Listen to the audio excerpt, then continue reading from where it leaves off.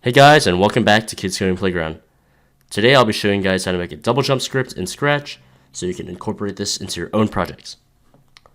Alright, so let's go full screen.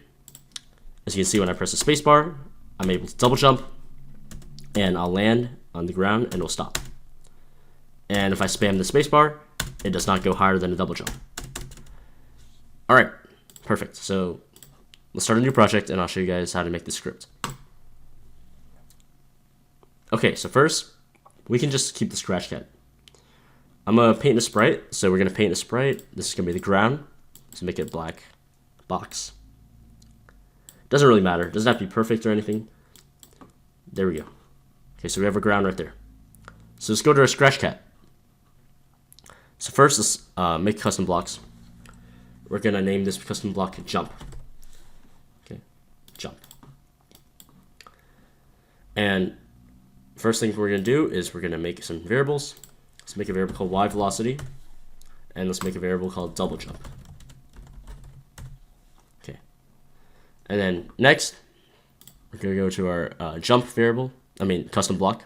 We're going to say change y by y velocity.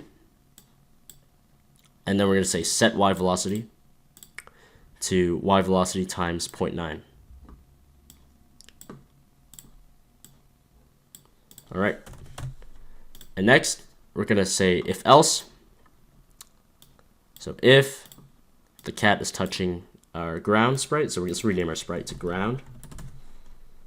So if touching ground, then we're gonna set double jump to 0 because it's able to double jump because it's on the floor. We're gonna set double jump to 0, and then we're gonna set y velocity to 0. And then we're going to make a new custom block. This one, we're going to name it move out of ground. So, and we're going to have to tick the run without screen refresh right here, very important. So this custom block right here is going to constantly push the Scratch cat out of the ground. If you don't run without screen refresh, it'll look really weird and it'll kind of look like it's glitching. So that's why I've got to click that. And then in this custom block, we're going to say repeat until not touching ground. Repeat until not touching ground. And then we're going to say change y by 1. Change y by 1. There we go. And then we're going to put this custom block. We're going to call this custom block right here. Move out of ground. And then we're going to say change y by -1. All right. And then next, else we're going to say change y velocity by -1.5. So if it's not touching the ground, that means it's in the air, and we have to make it come back down. All right, so next we're going to get an if-then statement. So this next bit is going to check whether the sprite is able to double jump or not. So we're going to make a new variable as well. We're going to name this variable last jump. Last jump. And we're going to say, and get two ands right here.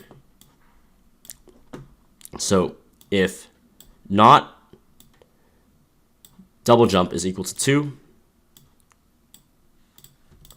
and key space is pressed. And this next bit, we're going to use the timer to basically check whether the cat has been in air long enough to double jump. So we're going to get a greater than. So if, and then we're going to say timer. We're going to say minus, timer minus our variable last jump. Last jump is greater than 0.25. Put that there. Then we're going to say set our variable last jump to timer.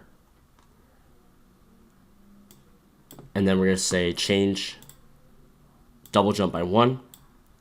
And then set y velocity to 20.